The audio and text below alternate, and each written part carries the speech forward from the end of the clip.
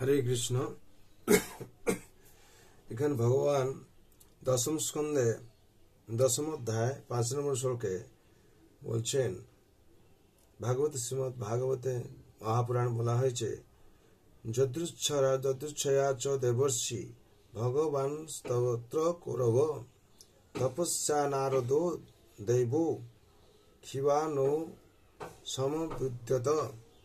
শব্দরূপে বলা হচ্ছে যদৃচ্ছয়া ঘটনাক্রমে সমগ্র ব্রহ্মাণ্ডে ভ্রমণ করার সময় চ এবং দেব ঋষি দেবর্ষি ভগবান পরম শক্তিমান তত্র সেখানে যেখানে কুবের দুই পুত্র রমণীদের সঙ্গ সুখ উপভোগ করছিলেন। কৌরব হে মহারাজ পরীক্ষিত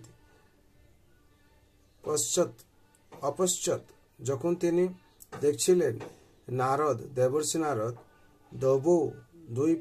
দুই দেবপুত্রকে কৌবানু সুরাপানের ফলে যাদের চক্ষু উন্নত হয়েছিল সমবুদ্ধত, তিনি তাদের অবস্থা বুঝতে পেরেছিলেন। অনুবাদ বলা হচ্ছে, হে মহারাজ পরীক্ষিত, তখন সেই কুমারদের সৌভাগ্যের ফলে ঘটনাক্রমে নারদমুনি সেখানে এসে উপস্থিত হয়েছিলেন। তাদের মদগুণ্ডিত নেত্র দর্শন করে তিনি তাদের অবস্থা বুঝতে পেরেছিলেন। তাৎপর্য বলা হয়েছে সাধু সঙ্গ সর্বশাস্ত্রে কয়ে লব মাত্র সাধু সঙ্গে সর্বসিদ্ধি হয়। চৈতন্য চরিতামৃত মধ্যলীলা 22/52 আছে। নারদ মুনি যেখানেই যান, যে মুহূর্তে তিনি সেখানে উপস্থিত হন, তা অত্যন্ত শুভ বলে মনে করা হয়। বলা হয়েছে, ব্রহ্মাণ্ড ভ্রমিতে কোনো ভাগ্যবান জীব গুরু কৃষ্ণ প্রসাদ পায় ভক্তিলতা বীজ। সমস্ত জীব তাদের কর্ম অনুসারে সমগ্র ব্রহ্মাণ্ড জুড়ে ভ্রমণ করছে। তাদের কেউ উচ্চতর লোকে উন্নীত হচ্ছে এবং কেউ নিম্ন লোকে অধপতিত হচ্ছে।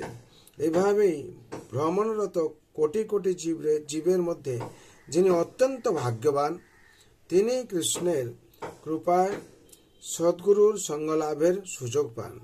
কৃষ্ণ এবং গুরু উভয়ের এই কৃপায় এই প্রকার ব্যক্তি ভক্তিলতার বীজ প্রাপ্ত হন। চৈতন্য চরিতামৃত মধ্যলীলায় 19/151 কুবেরের দুই পুত্র নেশাচ্ছন্ন হলেও তাদের ভক্তিলতা বীজ প্রদান করার জন্য নারদ মুনি সেই উদ্যানে এসেছিলেন। সাধুরা জানেন কিভাবে অধপতিত জীবদের কৃপা করতে হয়। নারদমুনি কিভাবে নলকূপের মণিগ্রীবকে কৃপা করলেন সেখানে বর্ণনা হয়েছে। তার জন্য সবার কাছে আমরা অনুরোধ, আপনারা এই ভাগবতের পবিত্র অমৃত কথা শুনুন এবং নিজেকে সেইভাবে ভগবান অনুশাসন পালন করে চলুন। হরে কৃষ্ণ কৃষ্ণ কৃষ্ণ হরে হরে, হরে রাম রাম রাম হরে হরে। সর্বে ভন্তু সুখিনঃ সর্বে শান্ত নিরাময় সর্বে ভদ্রাণি পশ্যন্তু মা কশ্চিৎ দুঃখ ভাগ ভবেৎ। হরি বল।